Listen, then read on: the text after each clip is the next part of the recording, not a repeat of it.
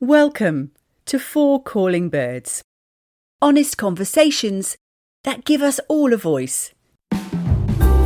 Welcome to episode 4 of Four Calling Birds. May I introduce Hayley Clapham, voiceover artist. And you breathe in and you go. Stephen Carter Bailey, resident Agony uncle and Great British Bake Off queen. Right, I have to go and make some cakes, so I'll love you and leave you. Meredith Hepner Chapman, PR guru. Yeah, go and fuck off and bake. And me, Natalie Spence, your host for this episode. Today we are joined by two wonderful guests. These two fabulous women I met virtually last year when I joined a programme by life coach Ashlie Walker Green called The Transformation Process. We have Bella Bosch, actor and creative from Oxfordshire, currently absorbed by her love for women, and Sophie Emmitt, who is also an actress from Leeds, currently working on an exciting collaboration project in London. I guess the theme of this chat is going along the theme that, we met doing a transformation course and with a life coach because we are wanting to become our higher selves, our better selves, and all of the above. And so I just wanted to open up the conversation about everything that we've learned, all the tools that we have been learning and hopefully putting into practice. Sometimes I can be a bit slack on some of the things that I'm, should be doing. But yeah, so how has that been for you? Bella, tell us about your, when you started the process and what you've learned from it and how you're doing with it now. Yeah, it's been a crazy ride. It really has. It all started in the catalyst, I guess what I would say, was during an acting class with Sophie, who was on my advanced training, and I got into a situation where in the scene I had a partner who was alluding to me taking my clothes off because it was to do with our characters and everything. And I had this moment where I just jumped out of the scene, the circumstances. I just jumped out of it, and little Bella came up, and I just had this overwhelming sense of panic. And I was like, oh my God, definitely not. Can't be dealing with that. I don't think so. I remember having like a whole moment. And it was only after Ashlie sat down with us after, spoke to me about it, and I shared with her a lot of stuff that bugs me to do with my body, sexuality, things that just really hinder me. And I just remember it so vividly of her saying, I can help you with this. We can fix this. We can sort this out. Trust me, I've got you. And I remember having this moment of holy God, that is someone there and so willing and open as a woman to help another woman, just to step into her power. And it was after the whole lockdown began, and I had a message from Ashlie, and she just said, what we spoke about in class, I'd love to help you with it. I'd love to help you heal. If you want, reach out. And I was actually going to message her that day. So the divine timing was insane. It was incredible. And yeah, I never looked back, really. This whole course has been insane. So many incredible things have happened through it. I finally came to the realization and comfortable space that I'm a bisexual woman. I came out to my parents and my sisters, and I posted about it on social media because I wanted to reach out to even more people through all the incredible tools that we learn with Ashlie about accepting yourself and knowing that you're enough, you're worthy, and you're good enough no matter what. I found from that the absolute power in coming out to all of my loved ones. That is beautiful. And Congratulations. It was thank you. Is that what you say? Yeah, I don't know. incredible. yeah It's like a little party, living in your truth. That's amazing. Living in your truth. That is amazing. And is that something that you didn't really sort of sort of open up to before you did this process? No. I would live in a way that I would be so adamant for LGBTQ plus rights, and I'd be like, yes, I'm there for you, I am supporting you, and I'd be at the sideline pretending that I'm just a really advocate supporter, and it's like underneath it all I was part of that community. I didn't have like the self-worth, I think, to even come out and say it. So yeah, going through this course and realizing that we are all worthy from birth, I was like, oh, I just need to start living my truth. And we all have different ways of coming out in loads of different areas of our life, like spirituality coming out, sexuality coming out as a divine sexual woman. We all have our own things, but that's just what was born from this, really. And yeah, I can't even think about my life without meditating every day. Like, do you know what I mean? Like, yeah, crazy stuff. So what do you think actually I've had some questions from Ashlie herself. Oh wow. Yeah. She's amazing, and I feel exactly the same. If I can't imagine having not done this process, I'm completely changed woman. I'm so much more confident, so much more in myself. Like, I always used to think, I don't really know who I am. I don't want to say who I am in case it's wrong. I don't want to be wrong. All of these things that have just become so clear now that I've done this process. So I guess one of the questions that have come from Ashlie, and I certainly know I have loads of answers to, but I'd like to hear from you guys. What have been your most profound learnings or breakthroughs since joining the programme? And maybe we can go to Sophie for this. Most profound learnings and breakthroughs. One of the biggest ones is that I am safe, and I'm safe to be seen, and I'm safe to be heard, because I was riddled with anxiety and fear of failing, fear of doing the wrong thing, whatever the wrong thing is, and perfectionism, wanting to get things right, wanting to be perfect, and also not really knowing what that version of perfect was. But it was just an excuse that my ego was using to keep me in this same place where I thought I was comfortable, but in actual fact I was just slowly killing myself out of fear of not wanting to step out of my comfort zone, and not being able to trust myself, or my decisions or my choices, which of course now I do. And I think the biggest breakthrough is, God, there's just so many. Name them all if you like. We've got a little while. We can work through them. Yeah, knowing that I'm safe in my body, knowing that I am 100% and infinitely worthy of everything that I have, everything that I want, that every single one of us are worthy and deserving of happiness. And we all have the power within us to make the choice, to make the changes, to make the decision to choose differently, so that we can create happiness within our lives, and that we're not a victim to it. And that the power, that is it. I have my power back. Woo-hoo. And yes, because I think we slowly over time, over certain events or happenings or situations, we slowly give pieces of ourselves away to it, and we attach ourselves to these events and we identify with them, and then we become a victim to it. Whereas now I can cut all of these ties, and I just know that I have this beautiful, feminine, divine, creative energy and power to do whatever I want to do with it, whatever I wish. And yeah, it's just such a beautiful feeling to know that I don't have to be a victim to my fears anymore. And it's just old beliefs that don't serve me. And the knowing and the knowledge that it is just that is completely life-changing. Yeah.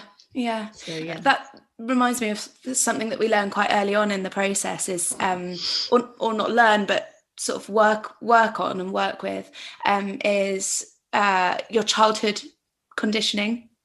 And I think that was a big part for me, realizing how I was conditioned as a child, and how that has affected me now, and realizing that as a child you have to survive because you can't, so you rely on your parents to sort of show you or look after you and show you how to survive.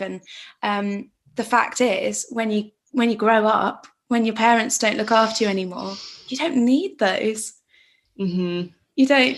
Yeah, that's it. We have the power to not just survive but to thrive. So we don't have to stick to these beliefs of like, I can't speak up too loud or else I'll be rejected, or I can't be too big, or I can't act like this, because we get taught how to be in society. Which is fine. We have to act a certain way to survive in society, but not to the detriment of being able to follow our heart's desires and our dreams and create the life that we want. And it's having the trust, faith and belief in ourselves that whatever lights us up, whatever we're drawn to, whatever makes us feel good and happy and that excites us, to just trust that and to keep doing that and to keep stepping up and to keep stepping out and testing our ego. Yes. You know, all the little tests that Ashlie gives us that shocks the system, shakes up the nervous system, brings the ego to the surface, just so that you can look it in the eyes and be like, we're doing this. Yeah, exactly. I'd like to talk about the ego, actually, because I think the ego is such a, like, certainly for me, and I know for lots of people, the ego is such a big thing, such a controlling part of someone a lot of the time, not always. It was definitely for me before I did this program. Bella, what, like, do you think your ego has got in the way in the past, and how do you now, like, for our listeners, how would you sort of recommend that they, you know, slap the ego back into place and say, you know, you're not in control, it's me? Yeah, 100%. My ego used to govern everything I did. I was just constantly in survival mode. Yes. And like, yeah, just like even in social situations, my ego would do anything it could to make me feel anxious and to make me feel like I shouldn't be there, to make me feel like, oh, you can't go to that party, don't be stupid, everyone hates you. You know that, you're boring. Like just spinning all these stories, and it's all absolute lies. But it does anything it can to keep you in this comfort zone, because when you go out of your comfort zone, it challenges the ego and it kicks it to the curb, and suddenly it's not needed anymore. And it's like a little really stubborn creature that's just like, no, I'm needed, let me have the spotlight. Yes, I am needed to protect you. And it's like, as soon as you realize that your ego is not who you are, it's a detached sense of self, it is not your identity, it's not your reality. And as soon as you realize that, it's your worldview opens, and you're like, oh my god, how many decisions have I made through my life which is just like ego and fear? And when you have that breakthrough, I remember having like a couple of days of being like, oh god, what, like, on one hand, like, what have I been doing? But also on the other, like, the possibilities now and the opportunities that we can have, that we can now kick the ego to the curb when it does get loud, is unreal. Best ways to get out of my egoic mind: meditation really, really helps me. Meditation, like in the morning. Do you meditate every day? I try to every morning for at least 5 minutes. Yeah. If not, I feel so out of whack. I feel so like, oh, I feel off. Why do I feel off? And I didn't realize how much I would come to like love it. Because when you first start, your ego is so loud, and it's like, you're not doing it right, you're not breathing right, you're not in your body. I don't know why you think you're meditating, and it's so loud. It is so loud, but you just have to keep going, persevere, and you will reach a point where you just use it as a way to just align back into your body. And dancing is definitely one. Putting on like music that lights your soul up and just having a huge boogie in your room is one of my favorite things. So we call that in the process a warrior routine. I just love that it's called a warrior routine. Like, I am a warrior I'm gonna dance like no one is watching. Yeah, and it really does change like your vibe, I guess. I've found that when I've been in just a real rut, I just put on some music. It's difficult to do it, but you have to kick the ego back and say, no, I'm going to do it because, you know, fuck it, I can. And I deserve this and it's my right, my birthright. And so, yeah, putting that music on and changing the tune is, I think, something that's one of my profound learnings or breakthroughs. Yeah. And I think another one for me is just unconditional love and being able to look at yourself and also having for me, it was like flashbacks almost, and being able to, you know, see myself in certain scenarios that I've been in and just feel utter compassion rather than blame and, you know, beating myself up and feeling bad about things, but to just be totally understanding and compassionate and loving towards myself. And know that, you know, we're all human beings and we make mistakes and we're messy and we're allowed to do that. And that's okay because we learn by messing up. And I think the more that we shake the ego up and trust in our failings and open up more to learning from them as opposed to having to get it right first time, every time. Feeling that. And in the meditations and all the dancing and everything is just to tap into that unconditional love and freedom, and then feeling that like I've something I've never experienced before, especially towards myself. And so that was a huge thing for me when I realized that, like, I'm allowed to just love myself unconditionally, and I, you know, and just be able to understand myself on a deeper level and heal, as opposed to feel bad and blame and guilty. But to just have love and compassion. And then as soon as I could feel that for myself, I can then, you know, it spreads out and I see it in so many other people. And I allow myself to love everyone unconditionally because I'm giving it to myself as a gift. Yeah, that is so beautiful. So something that's changed stuff for me is wins, focusing on the wins. I love this, and I've got all of my close friends, my boyfriend, I'm in a long distance relationship with, got him into telling me about his wins every day, and it really does, like everything that we're talking about, it shifts that frequency from, oh, I feel like I've done nothing today, I don't feel productive, because I'm someone that I need to feel like I'm getting stuff done to then want to get more stuff done. If I wake up and I'm like, oh, I've already snoozed the alarm twice, I don't feel great. Sophie's got a guest. My boyfriend's back. Oh, boyfriend. From work. Hello, boyfriend. Shout out to David Chollerton, who's just walked in from work. Whoop, whoop. Whoop, whoop. Yes. What was I talking about? Wins. Yes, wins. I was talking about wins, yeah. Just at the end of the day, thinking about a few things that I have been winning at today. It just completely transforms my frequency. Even if it's just like I got out of bed or I did the laundry, which I hate doing. It just brings to light those, like, it just makes you feel like you're winning, and I love that. Yeah. So, girls, what have you manifested or brought into fruition since joining the programme? It's funny because now thinking about it, I feel like the outside now reflects my inner, and that's what I'm manifesting. So, for example, towards the end of last year, I moved house. I moved in with my boyfriend, and I've been close to the river and love water. I love the sea, river, like open water, and it's right outside my house. And it's like, and also I used to live with four other actors, which was great, but it was a very busy house. And also it still felt like student accommodation kind of living. Yeah. Whereas now I feel like I've created this whole home around me, and it's a reflection of my inner, and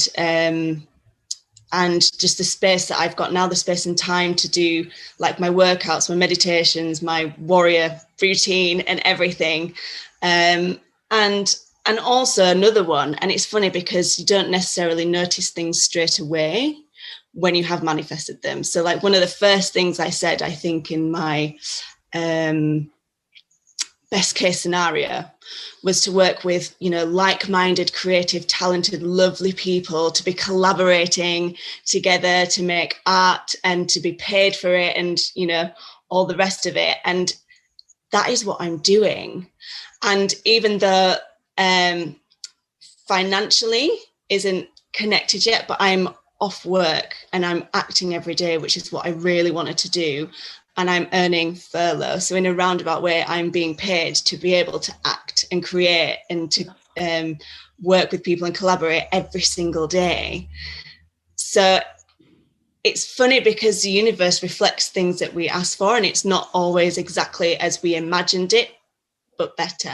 Yeah, completely. I love that. I love that when you, because on the program we're encouraged to share our everything that's going on, really, and it encourages you to get out of your head and share it. And yeah, I didn't explain that particularly well, but it does really, really help. And I remember you posting that video of you sat by the river, and it was just gorgeous and glorious, and really, really happy for you, Sophie. Thank you. Can we talk about money? I'd like to talk about money because I've always had a similar sort of thought to money as I do now, but I learned a lot more about it before by doing the program. What were your thoughts on money and abundance, and what are they now, would you say, if they've changed? For me, it was definitely that, you know, money is hard to come by, or that I just don't have any money. I don't deserve money, or, you know, actors find it hard to make money for doing what they love. Whereas now it's that just money is energy. You know, money is energy flow, and the same as like wherever you put your attention, that is where it flows. And rather than focusing on the loss of what I don't have, it's more open to just welcoming it, coming in and trusting that it's there and it's always there, and I always have enough.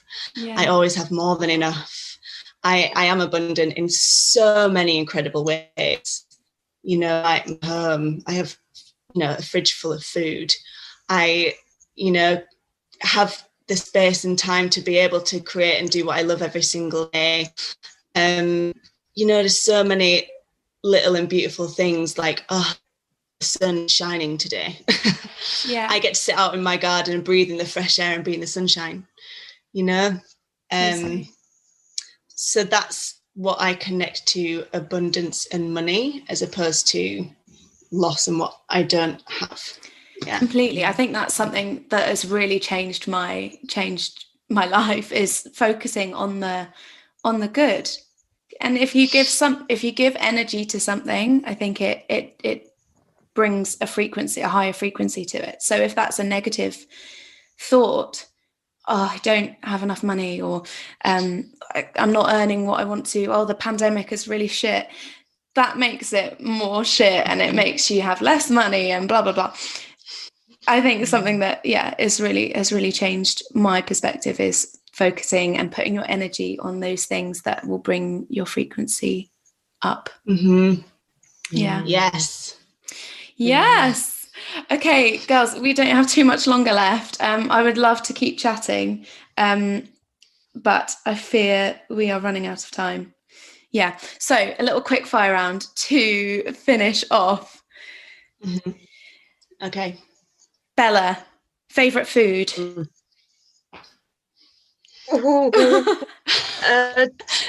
Everything.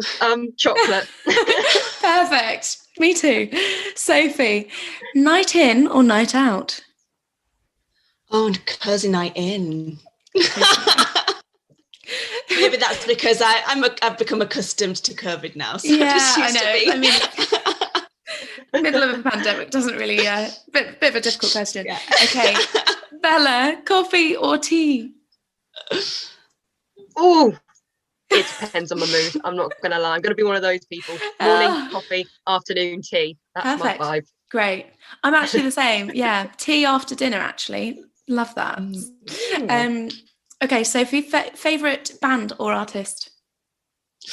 See,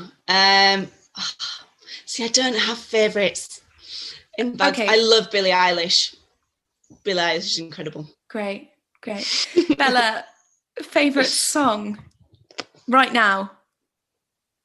Right now is probably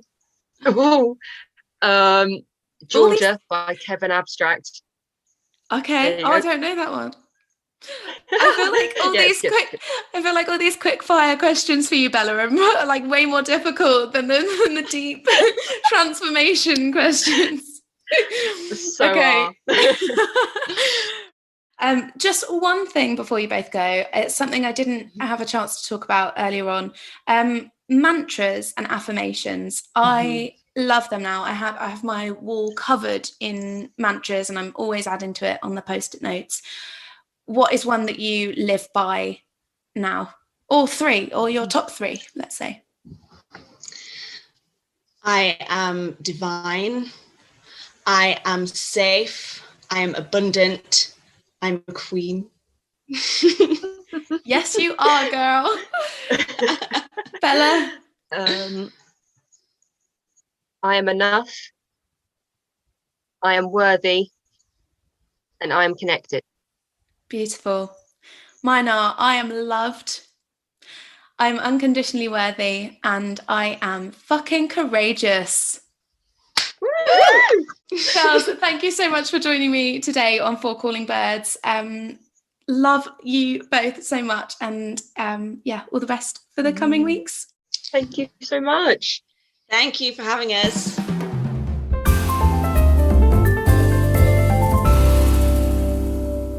So that was my chat with Sophie Emmitt and Bella Bosch, sharing some of the tools they've been learning on the transformation process with life coach Ashlie Walker Green. I am now joined by the rest of the birds. What do we think, guys? I absolutely loved listening to that interview. It's so up my street. I found it really interesting how you guys have all transformed, just like you said, and developed and just discovered new things. Would you say that you've all had a bit of a, I mean, it sounds a bit wanky, but I'm going to say anyway. Do you feel like you've had a bit of a spiritual awakening? Yeah, absolutely. 100%.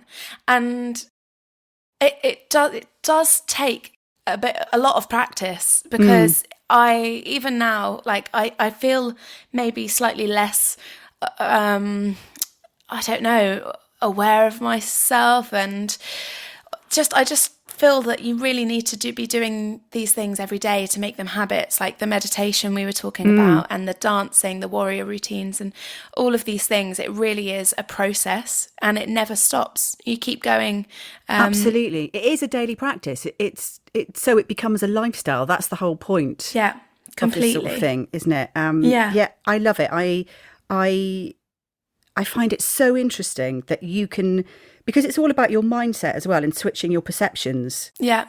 Isn't it? Absolutely. And believing in yourself, and the whole idea of the transformation process with Ashlie, who's the life coach who created it, is to become your higher self, to be your very best self, to live in your truth, and to just be as happy as you can be. And that's something that has really helped me, especially during the pandemic. Like, I started it in August in 2020, and it's a bit, they say it takes 6 weeks to sort of finish the program. It can do. It took me about 4 months, and I'm still going. So it takes. What's time, your warrior routine, Natalie? I have a Spotify playlist of some banging tunes that I just pop on, and you just dance. You just lose yourself in getting into your body. great interview. Sorry, I should have said that before I asked you about your warrior routine, but I was so fascinated. I was like, what's yours? Because I don't really have one. I think I'm just genuinely in warrior mode. She's usually shouting at somebody, a child, an ex-husband, People the on DPD social delivery media. man. Funnily enough, yes, today. See, that is where you need to get on some music, because you love music, don't you, Meredith? I So do. chuck on a great tune and then just move your body. Yeah, I'm good. Look, right. I've on. tried meditation. My business partner at Brave New You is a life coach and is very into meditation and yoga. The minute I try meditating, it's almost like I've got more things to think about than I've ever had to think about in my entire life. I get myself into such an anxious state and think, I could be doing so much more now. I've got things to be doing. Same with having a bath. It has the absolute, and I'm sorry, but there must be someone out there that can relate to this. I just cannot, I just don't have it in me to be. I think you're not alone, actually, Meredith. I think a lot of people Absolutely. do find I'm just it very not zen. difficult. Well, it's not about that. It's about quieting, being able to quieten your mind. And it's a practice. It takes daily practice. Being able to sit there and just clear your mind the first time you sit down and try to meditate is impossible. It's not going to happen. And I think if you accept that that's not going to happen, and that's very true. That's fine, and allow yourself to have these thoughts, I think then you can shift your perception of what it's like to meditate. Meditating isn't about sitting on a cushion and chanting. You can meditate anyway. You can meditate when you're walking. You can meditate when you're doing the washing up. Meditating isn't just about burning incense sticks. It's much, much more than that. It's much bigger than that. And it's whatever, if sitting down or lying down or having a bath doesn't work for you in terms of meditation, inverted commas, then it's about finding the right way of meditating that suits you. And as I said, don't worry about all those thoughts in your mind that won't clear. That's fine. But it's about accepting that. It's exactly the same principle. When you have to get up early, you then can't sleep. But if you know you don't have to get up, you have blissful sleep. I think the thing that I've realised, based on what people tell me and observations from therapists, I can't actually breathe. I take very shallow breaths. I was going to talk about breath. I find connecting to the breath and focusing on the breath, that's a common misconception. Did I say that right? I've just had a brain fart. Yeah, it's a common misconception that meditation is emptying the mind and not thinking. That's what I used to think it was. But I've heard on so many different podcasts recently and from life coaches and stuff that it's not about that. It's about connecting to the breath, and that's where I connect to meditating is by using the breath and focusing on that breath. So you don't have other things to think about because you're thinking about breathing in and breathing out, and then that brings the oxygen around the body in. It does work. I have started implementing big, slow, deep breaths when I've sort of had an anxiety attack, or I am struggling to sleep, or something quite stressful's happened, and it does work. But I get bored doing that then. Yeah. What about something that's where the practice comes in. What about something like guided meditation, where you're What's that? Well, you're sat down. You could be in the car, maybe not in the car because you probably need to concentrate a bit more. But it's just you just listen to a guided meditation. So there's some music, I think that might and then annoy there's me. somebody. Well, you need to get a voice that you're Bob comfortable Ross. with. You see, Bob Ross. Yeah. I can sit and watch Bob Ross. That's We'll a do form that of then. meditation. Is it? I think so. Oh, you see, Meditation that to me, is whatever it means for you. It's what my you can. form of meditation. A lot of people guided into meditation through ASMR, which is what Bob Ross is most commonly known as. ASMR was, all these people clicking their fingernails and things now, whispering into the microphone. Originally, What does it was the likes stand of Bob for? Ross. Autonomous Sensory Meridian Response. So it's basically just sounds and visions that encapsulate the mind and focus your attention on something so intently that you cannot absorb anything Same else applies around you. for serial killer box sets on Netflix for me, though. I don't know how meditative they are. I don't know how good for you they are. I mean, I think we see in Meredith the response of what I'm a happens when much you watch nicer them. person. I'm a much nicer person after a good binge on a serial killer. Hayley, what sort of meditation do you do? And what does it mean to you? How is it involved in your life? Well, I started doing a lot more. I've always been interested in it. And I started the beginning of this year. I did a 21-day, it was sort of a meditation manifesting course with Gabrielle Bernstein that I follow on Instagram. And I've got her books. I'm reading her book at the moment, The Universe Has Your Back. And I've got her deck of cards, Universe Has Your Back. And every morning I pull out one of her cards. And then that is my focus of meditation. So this morning, my card was, for example, energy flows where my intention goes. So then I like to do a guided meditation. So I'll sit down, quiet room. I might light a candle, maybe not. And I might have 5 minutes, I might have 10 minutes, I might have half an hour, and I will listen to a guided meditation, and she might talk for 5 minutes of it, and then you might have another 10 minutes, just soft music in the background. And for me, and I also work on the breath as well, like you said, I've been doing a breath course, a month-long breath course, where we have done lots of different breath activities, like the ocean breath, in through the nose, out through the nose, and it sounds like an ocean wave. That's it. And it's really long and deep, and that is all you can hear when you do that ocean breath. And it's like your own personal ocean that's just for you. And I find that, I believe in yoga that's called the Ujjayi breath. Have you done that? That's it, the Ujjayi breath. Yeah, that is really calming. There's also a really funny one, which I don't know what the name is, horsey breath. I could probably master that with my teeth. You go like that, and it's actually quite invigorating. You know, when you just need like a minute just to kind of go. I love that. That's the noise I make when somebody says something really stupid. Oh, yeah, that's it. For goodness sake. Some of you know I'm working on our local election campaign, and I often want to, in the most Jackie Weaver AGM moments, do your horsey breath. Yeah.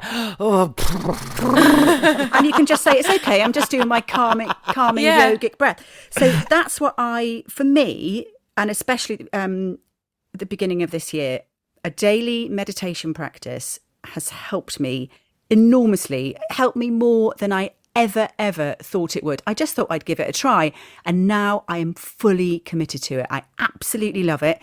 It's completely changed my mindset, and also it just opened my eyes to anything that was negative in my life that was holding me back, anything that didn't bring me joy. It's like, okay, I'm just going to get rid of that. That's not serving any purpose in my life anymore, so that can go. And it's just 10 minutes, 15 minutes, whatever you can spare of your day. I know we've all got busy days, just to sort of bring the spotlight on you and just say to yourself, right, how can I better myself? Maybe I need to be calmer today. Maybe I need to get more fresh air today. Maybe I don't know, it can be anything. And I love that. And these decks, these cards really, really help. It sounds like they give you something to focus on.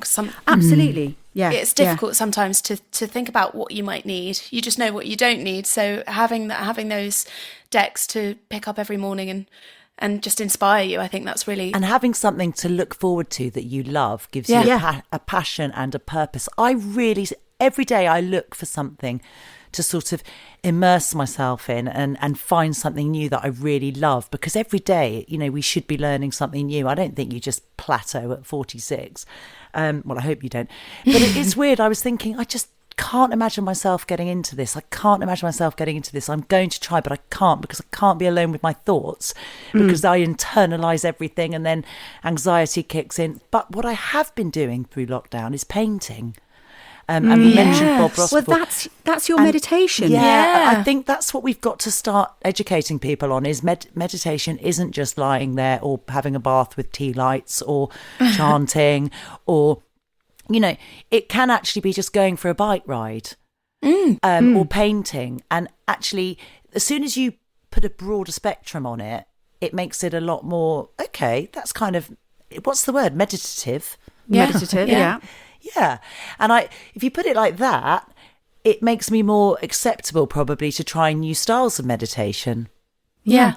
So Meredith, do you have any mantras that you live by, or an affirmation that you tell yourself like daily or? Well, I think probably the main one is oh, fuck it. But I was talking earlier about Brave New You, the business I had with Lou Hamilton, who's a life coach, and our very first T-shirt we brought out, which is the T-shirt we finished on, was "And Breathe," which was kind of ironic when you think back to the fact I can't breathe. And one of the very, very first things Lou did teach me was stop and breathe. And whilst the process of breathing properly is so important to our bodies and to our oxygen intakes and to our mental health, just taking that time to stop and breathe often stops you from saying something silly or doing something silly as well. So it has different meanings. So I think that's it. I think "and breathe" would be mine because it reminds me of my business. So it's all about me and it's a PR. But more the fact that it is a good mantra, because even if you can't get the benefits of a really good deep breath because you're like me and just too busy to breathe, literally, it's not even too busy. I'm just like, and Jeremy sits next to me sometimes and he's just like, it's like you're panicking. And my daughter has inherited it. She almost stops breathing and then gasps. It's really weird. So we both could do with it, and we both have tried yoga, and I hope it'd be interesting actually to monitor my breathing when I paint. Yeah. You should look into that. I'm going to. There must be an app. I think breathing is like yawning, because whenever I hear someone say "and breathe," I always just automatically, it's like contagious. I have to take a deep breath. Yeah. But I like that. I like that it's like that. You're right about yawning does sort of reset your breath pattern though, doesn't it? If you yawn, it happened to me today. I was really sort of busy and anxious about something. And then I said to myself, right, Hayley, stop. And then I just yawned for no reason. And I did a massive yawn. And then it was like, then I started breathing deeper and slower. And it was almost my body was just going, right, okay, just reboot that breathing. It's like men and farts, isn't it? That resets their brains. I've been in acting classes before where they've actively encouraged yawning as part of the class. Anyway, Stephen, let's have a little chat. I want to ask you about because I've invested quite a lot into myself in the last year, spent a bit of money as well, which I think is an incredible thing, and I think it's very important to me. How have you ever had experience with a life coach or therapy, and what's your journey been with that? Not a life coach. I'm still a little bit dubious. What I will say is, when I listened to the interview, I thought, why do I sound so very different from these women? I thought, it's age. We come from a different generation where we didn't have empowerment. What the course that you're on now is so wonderful, but to me as an old bird, I think when I was 21, 22, everybody was taught to be quiet and be silent. A mantra was nothing. It was a range of, it was a model Ford. It was a Ford mantra, 2 litre. So for me, these sorts of things are quite new and exciting and liberating. Taken from that, life coaching to me is still something very difficult to grasp, only because I despise being told what to do by anybody, even if it's I the can right relate. thing. So it's something that I do struggle with, but it's something I do work on. But have you had therapy? Yes. So I have had therapy with varying degrees of success. So therapy for various things such as anxiety, depression, suicidal thoughts. I ended up in hospital, under the Mental Health Act, and had different types of therapy. So I've come across many different therapists. And one thing I will say is, it's a good therapist is like the perfect partner. Yeah, you need to shop around and you need to test them out. Yeah, totally. Don't necessarily go with the first one unless you know absolutely in your heart. Such good advice. That person is right, because just because somebody holds a qualification, whatever level, whether it's a doctorate or it's just a course, a counsellor course, which by the way, counsellors is almost, for me, we're far more better for me than psychiatrists. You need, if you don't feel it's working, you have every right to go, nope, I'm not going to pay you any more money, or I'm not going to continue down this path. You go back to your GP or whoever referred you and say it's not working with that person, because I found I resonated more with older women therapists than I did with younger men. I thought I would be better with a younger man, but there was a competitive nature between our personalities under the surface, but we clashed. Whereas I found that I had a woman therapist like that, actually. That's really interesting. I've never heard anyone else experience that before. Yeah, you do clash with the people of the same sex or gender or sexual orientation, in fact. I don't think I could tolerate having a therapist who's a gay man. Were you on the defence then, because you felt like they'd almost taken a dislike to you? I felt that's how I felt. I was like, hang on a minute, you don't know me. I was a bit like that. It was awful. That was a lady in Waitrose, Meredith. You were just being mean to her. But you're so right. Excuse me, sorry, my breathing's brought up all sorts. You're so right with what you say about it being generational. Is generational a word as well? Gosh, look at me. It is today. It is today. It is today. I had OCD when I was 15, triggered from trauma, and my mum was told I'd grow out of it. So I very much took it in and thought it was me and I was the problem, and I hid it from so many people, which is the worst thing you should do with mental health.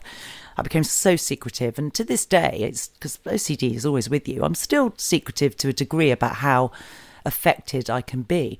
But I remember going to my first ever session I'd been put on all sorts of Seroxat and horrible antidepressants which were meant to sort of curb the rituals, and I was just out of it. And it was the 90s. I didn't mind being out of it at the weekend, but not when I was trying to function and go to work. And so I went to a therapist in Marylebone, the Nightingale Centre, and it was really weird. It was like the first wave of OCD patients, and it was very new and very weird. And I know now OCD is discussed, but it almost felt like a secret club.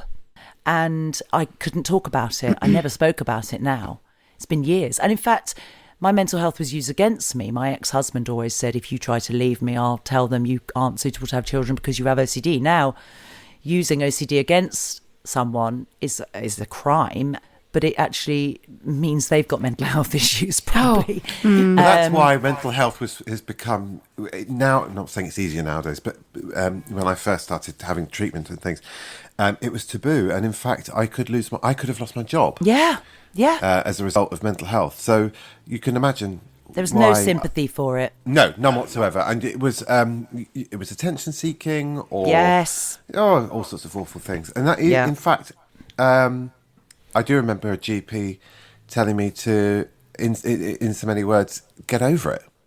Yeah. You know, we all have a tough time. And we all need to get on with these things, and which essentially is not it's not wrong, but at the time when you know, when somebody goes to a GP or a professional with mental health, and you know, I'm not going to talk about Megan because we haven't got time, but you know, she reached out for help and was turned away, and that's why therapy is and therapists, it's so important to pick that right one. And it's not us looking for sympathy or empathy, it's understanding. That was so dangerous, wasn't it, for anyone watching that who wanted to reach out and then thought, actually no, I won't, because look at that reaction. You're not wasting time. It's interesting to hear, Meredith, how you talk about how back when you had it at 15, how you didn't tell anyone. It wasn't something that you shared, but something that I've learned from this programme is to share, and it completely helps. And every week, I think I mentioned it in the interview, but every week we have to share our wins in a video that we post on the Facebook group with the other amazing, incredible warriors that are in this program, and it's a real community, and sharing is so important. It's something that I've learned, and awareness to do. It's also not just sharing your problems, but sharing awareness, because not problems. That was no, not problems, but just our wins. Just sharing and educating, because that was the thing. I didn't know anyone else that had OCD. I thought it was just me. I was the only person in the world that had to count to 6 and do things in certain ways, and if the routine was broken, I had to start again because it made it invalid. And anyone and I hate it when people say, "Oh, I'm a bit OCD about that." No, you're really not. You know, you're not a bit OCD. You're not a bit pregnant. You know, we've got to stop. using it these kind too of much. words so casually. But at the same time, I'm glad that OCD is spoken about, and actually, in a way, the fact that so many people are saying they've got OCD, it hopefully actually that does mean that children aren't going to suffer like I did. But it was a horrific time, and I couldn't talk about it. And as Stephen says, you were deemed an attention seeker, or you might have lost your job, or you thought you'd lose your children. So we've come a long, long way. And it's so good that people are asking for help. But at the same time, I don't want the market, without sounding too harsh, I think we have to then make sure that we are making sure the people that really need the help get the help.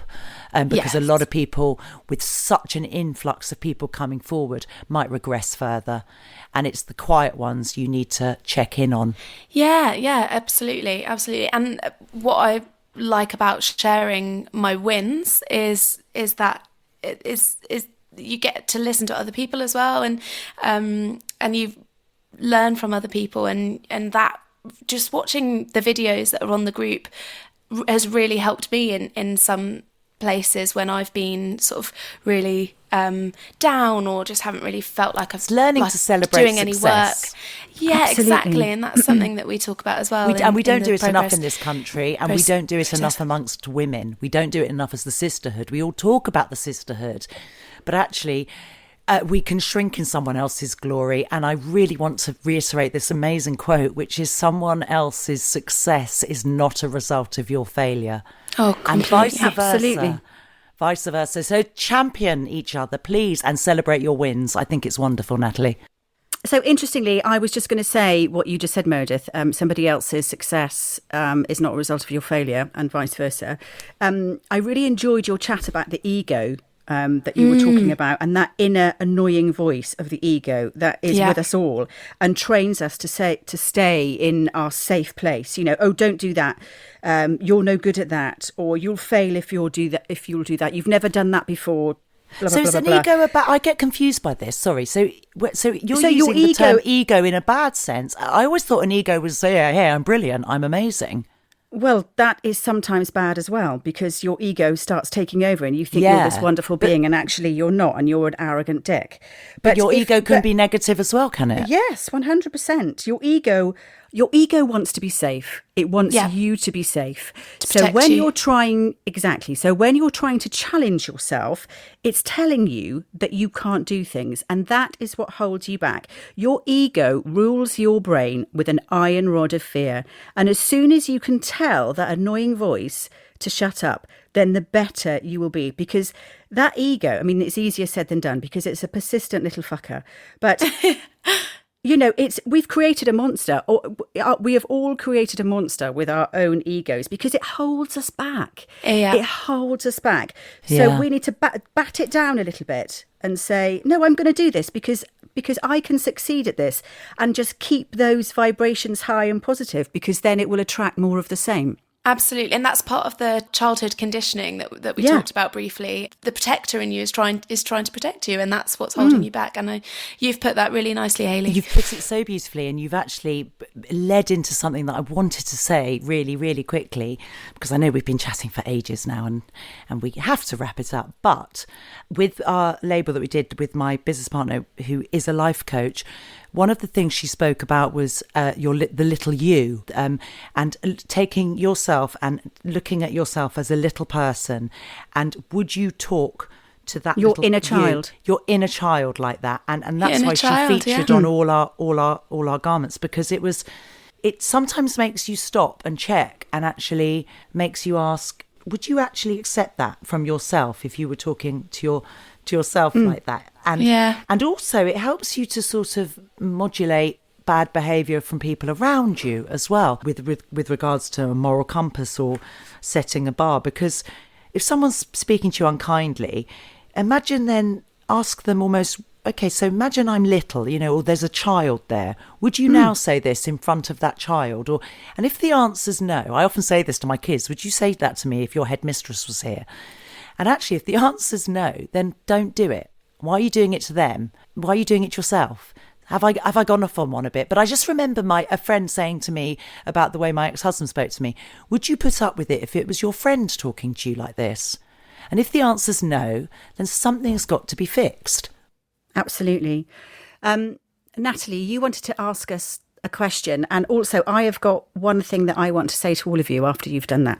Okay, yeah, so I just wanted to ask everyone, what is your one to three wins from today or this week, before we wrap up this episode? So, Stephen, what is your win from today, or wins? Small, big, whatever it is. I think just being organised and following a routine. So I've got a cake to do for tomorrow. So I sort of not forced myself, but I sort of made myself not procrastinate. And I also went on my daily run because I've just signed up to run a marathon. So I have to now run regularly. So wow. these are my Go on, wins. tell us There's what some marathon. brilliant wins. So I'm running the Brighton Marathon this September for the Grassroots campaign. And the Amazing. grassroots, Well done. we're going to put the grassroots details into our show notes because they are the suicide awareness charity that you are Amazing. an ambassador for. Meredith, what Great. are your wins from today? Well, because I'm a Gemini, I'm focusing on all the things I didn't do. But I'm taking Bella's advice and her mantra of I am enough. And today I've done enough and I've processed a whole load of orders as we wrap up our business, which is very sad. Thank you, Brexit, you bastard. And we've had a lovely recording session. I think this has been absolutely wonderful. This has been like therapy. This is definitely a win. So I would say this is an absolute win. Got an Asda shop coming tonight. Don't have to cook. Win-win. Hayley? I did some yoga this morning. I did some more work on my breath, did some horsey breath. Let's all do another one of those, shall we? I like that one. Love it. And I've cooked my children a wholesome, healthy dinner this evening. And that Incredible. Please explain your snacks that your husband went and got. They're the best snacks. These snacks weren't like this at my age. When they came home from school. Yeah. Oh, well, these aren't very healthy. They come home from school starving, so they had a stroop waffle. I want to be your kid. And a dark chocolate and ginger little biscuit thing. Oh, It's so bougie. I love fancy. it. I know. That's why No. Hayley's my daughter's godmother. No wagon wheels in this house. Do you know what we used to get? A packet of crisps and knits. You still do, don't you? Yeah, pretty much.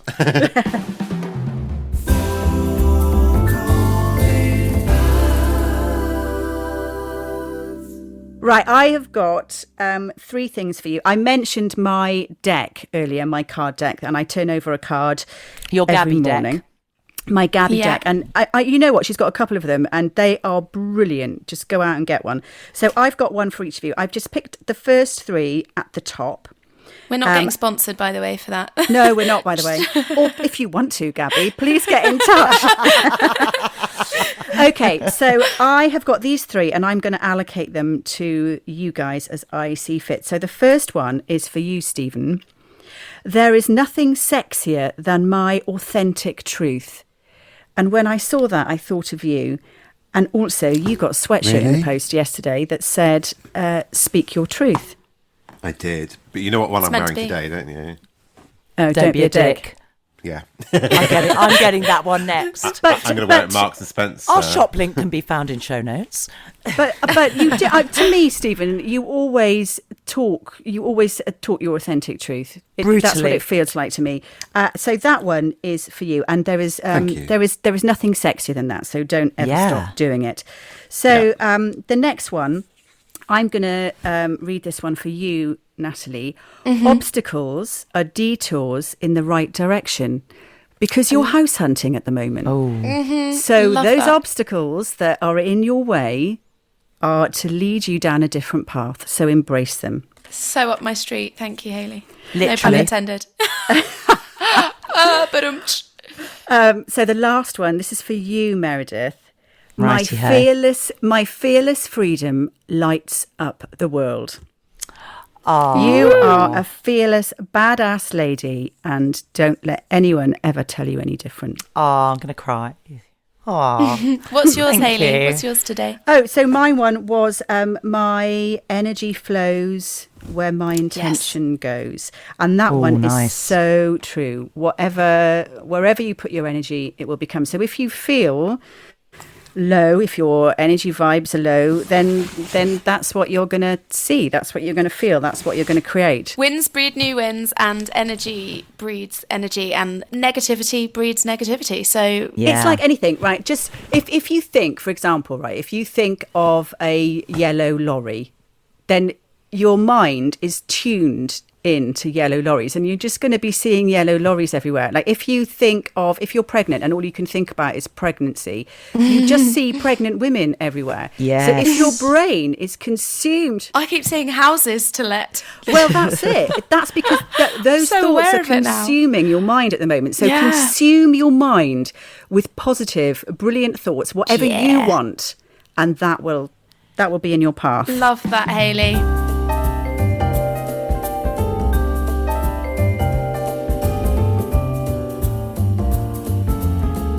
Well, guys, that has been a fantastic conversation we've had today. Thank you so much to all you lovely listeners. Don't forget, we've got some fabulous sweatshirts and merchandise up for grabs, so check the show notes for details on that. Yeah, we'll put those on Instagram as well.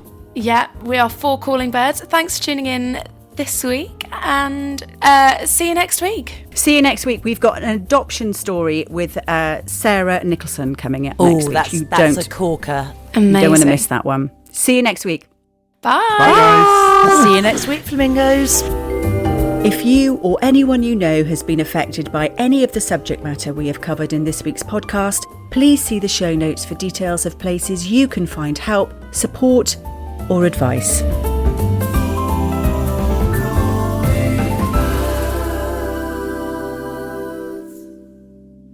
So, Birds, I just want to share with you the advice from none other than Dame Helen Mirren. And it says, if I could give my younger self one piece of advice, it would be to use the words fuck off much more frequently. Oh, love it. Fuck off. Fuck off. Fuck off. Fuck off. Fucking Fuck brilliant. off. See you next week. Fuck off. Bye. Go on then. Bye. Amazing.